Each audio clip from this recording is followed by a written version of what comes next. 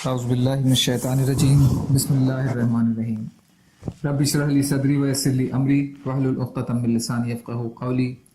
حیات الصحابہ رضی اللہ تعالی عنہم، حصہ اول، دعوت کا باب۔ حضور صلی اللہ علیہ وسلم کے زمانے میں صحابہ کرام رضی اللہ عنہم کا میدان جنگ میں دعوت دینا۔ حضرت مسلم بن حارث بن مسلم تمیمی فرماتے ہیں کہ مجھ سے میرے والد حارث نے یہ بیان کیا کہ حضور صلی اللہ علیہ وسلم نے ہمیں ایک جماعت میں بھیجا۔ جب ہم چھاپا مارنے کی جگہ کے قریب پہنچے تو میں نے اپنے گھوڑے کو تیز دوڑایا اور اپنے ساتھیوں سے آگے چلا گیا تو تمام قبیلے والے روتے پیٹتے بستی سے باہر نکل آئے۔ میں نے ان سے کہا لا الہ الا اللہ کہہ لو، محفوظ ہو جاؤ گے۔ اس لیے ان لوگوں نے کلمہ پڑھ لیا۔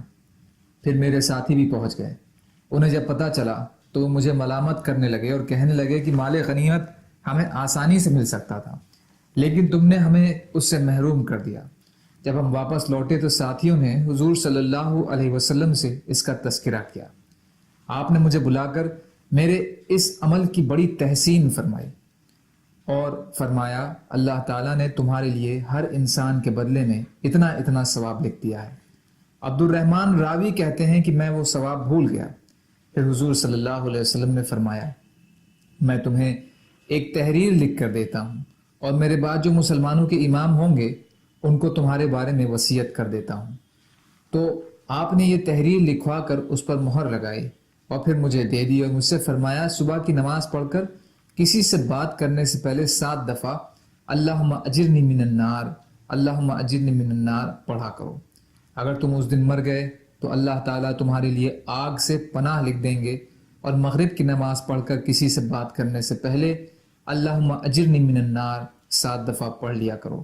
اگر تم اس رات مر گئے تو اللہ تعالیٰ تمہارے لیے آگ سے پناہ لکھ دیں گے۔ جب ان کا انتقال ہو گیا تو میں نے وہ تحریر حضرت ابو بکر رضی اللہ تعالیٰ عنہ کو دی گئی۔ انہوں نے اس کی مہر توڑ کر اسے پڑھا اور حضور صلی اللہ علیہ وسلم کی تحریر کے مطابق انہوں نے مجھے مال دیا اور پھر اس پر مہر لگا دی۔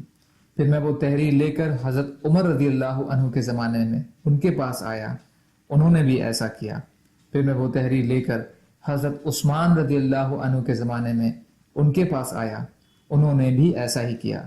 مسلم بن حارث فرماتے ہیں کہ حضرت عثمان رضی اللہ تعالی عنہ کے زمانہ خلافت میں حضرت حارث کا انتقال ہو گیا تھا، تو حضور صلی اللہ علیہ وسلم کی وہ تحریر ہمارے پاس تھی، یہاں تک کہ حضرت عمر بن عبد العزیز رحمۃ اللہ علیہ خلیفہ بنے۔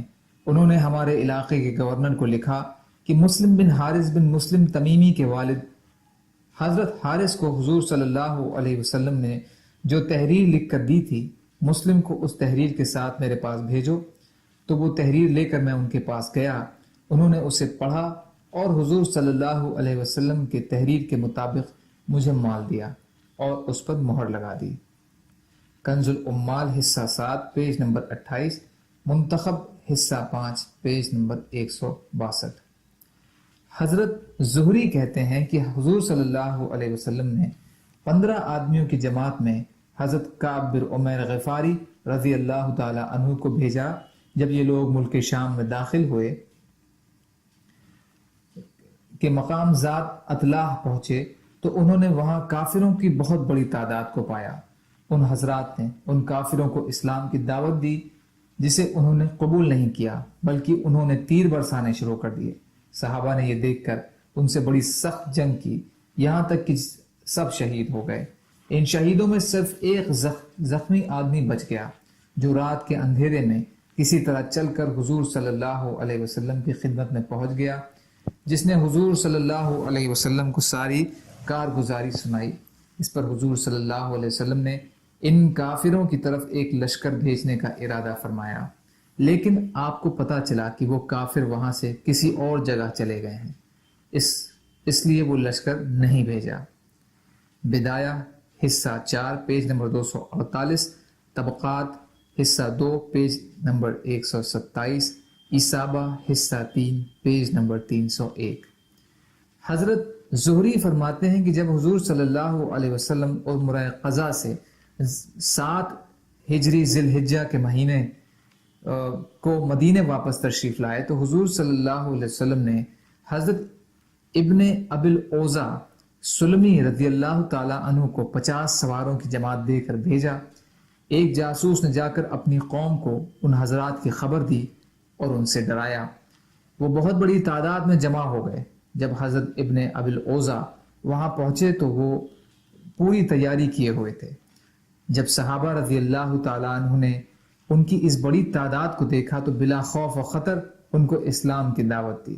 ان لوگوں نے صحابہ رضی اللہ عنہ کی بات کو نہیں سنا اور کہا کہ تم جس دین کی دعوت دے رہے ہو ہمیں اس کی کوئی ضرورت نہیں ہے، اور یہ کہہ کر انہوں نے صحابہ رضی اللہ عنہ پر حملہ کر دیا۔ ان پر تیر پھینکنے لگے اور ان دشمنوں کی امداد میں ہر طرف سے لوگ آنے لگے اور انہوں نے ان صحابہ کو ہر طرف سے گھیر لیا۔ صحابہ رضی اللہ تعالی عنہ نے بڑی ہمت سے ان کا مقابلہ کیا اور خوب زور و شور سے ان سے جنگ کی، یہاں تک کہ اکثر صحابہ شہید ہو گئے اور خود حضرت ابن ابی الاوزع بہت زیادہ زخمی ہوئے، لیکن زندہ رہ جانے والے اپنے باقی ساتھیوں کو لے کر 8 ہجری صفر کے مہینے کی پہلی تاریخ کو وہ کسی طرح مدینے پہنچ گئے۔ بدایہ حصہ 4 پیج نمبر 235، طبقات حصہ 2 پیج نمبر 123۔ سبحان اللہ و بحمدہ، سبحانک اللہم و بحمدک، اشہد ان لا الہ الا انت، استغفرک و اتوب الیک۔ سبحان ربک رب العزۃ عما یصفون وسلام علی المرسلین والحمد للہ رب العالمین برحمتک یا ارحم الراحمین۔ لا الہ الا اللہ محمد رسول اللہ۔